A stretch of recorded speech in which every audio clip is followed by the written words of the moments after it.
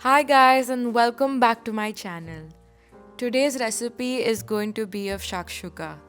This is the easiest, quickest and the best way for me to consume my proteins. I love shakshuka so much. It's one dish that I always order when I'm outside and I thought today I'll show you how to make it at home. I am sure you guys are gonna love this and would love to try it at home as well. So, without further ado, let's go look at the ingredients. For our shakshuka, we first have 1 large onion, 6 cloves of garlic, 2 jalapeno peppers, 3 roasted red bell peppers.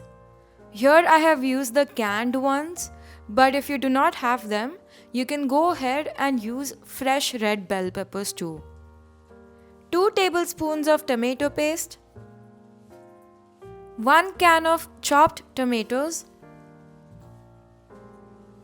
50 grams of feta cheese, a handful of fresh parsley, and our final ingredient, eggs. Today I will be making shakshuka using 6 eggs. Now let's prep our ingredients.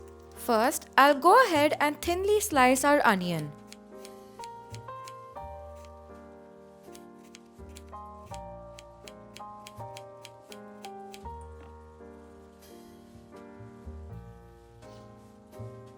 Next, I'll roughly chop our garlic cloves.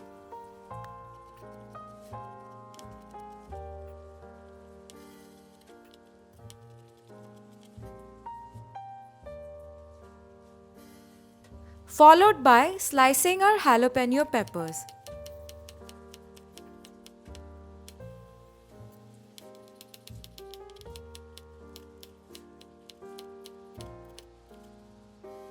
Once that's done, I'll go ahead and roughly chop our charred bell peppers.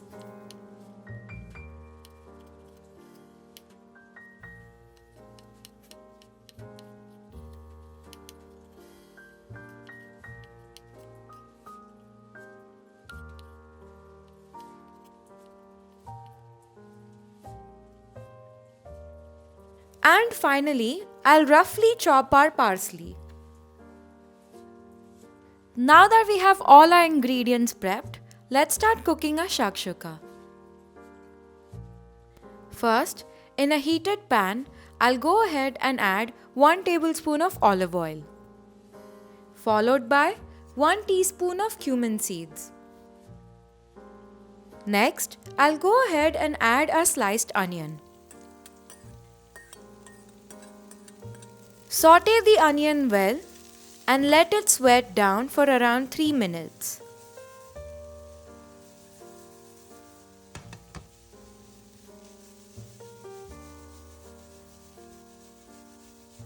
Into the onion, I'll go ahead and add our chopped garlic,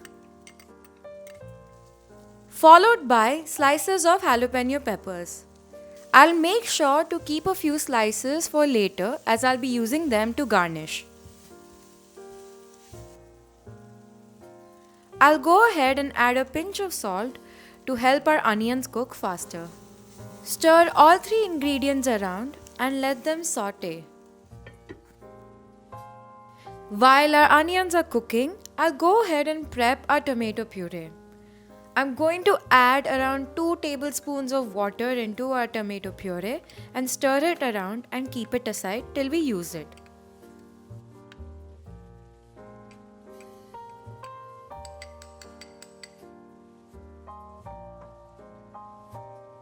After 3 minutes, go ahead and take the lid off.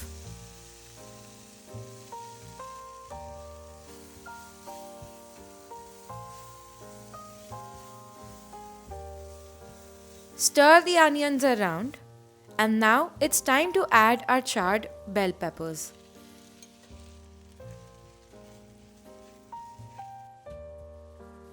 Give everything a quick stir and let them cook for another minute.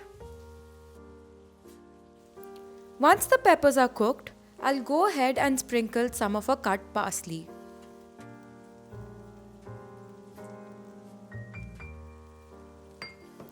Toss the parsley around along with the rest.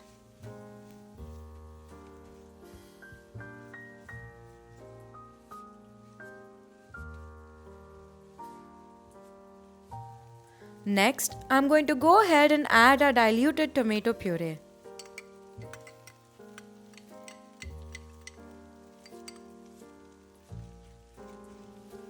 Mix well and stir everything around and let the tomato puree cook for a minute.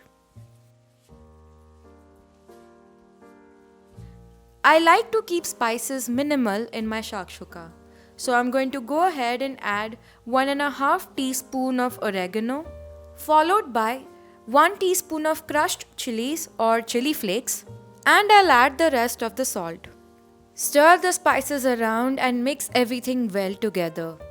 Let the spices saute for 2 minutes.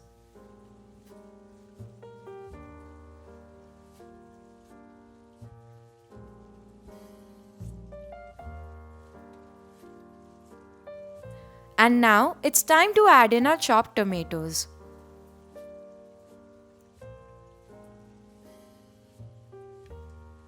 Stir the tomatoes around well and put a lid on the pan. Now we'll let the tomatoes cook for 3 to 4 minutes on medium heat. After 4 minutes, I'm going to go ahead and take the lid off.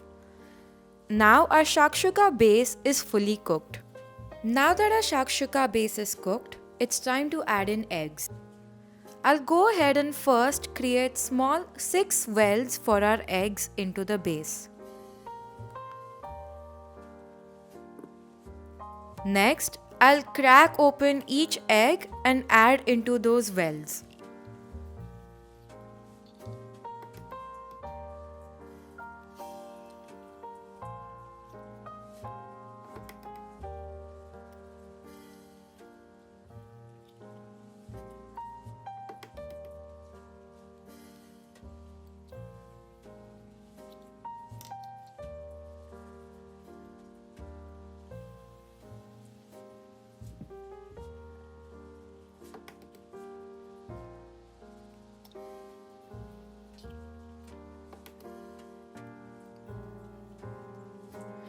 Then I'll let the eggs cook for 5 minutes with a lid on top. Make sure you put a timer for 5 minutes. This will ensure that we still get runny yolks in our eggs. After 5 minutes, take the lid off and check on our eggs. We just have to ensure that our egg whites have fully cooked. In my case, it still needs some time, which is perfect. It gives me time to add our garnishings. I'll first go ahead and add pepper, followed by our sliced jalapeños,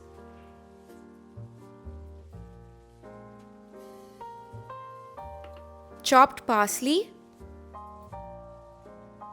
and finally we'll crumble in our feta cheese. I'm going to add half of the feta cheese now and half on top while serving. After this, I'll go ahead and put the lid back on top for another 2.5-3 minutes. And voila! Our shakshuka is now ready. With shakshuka, I don't really care about plating it.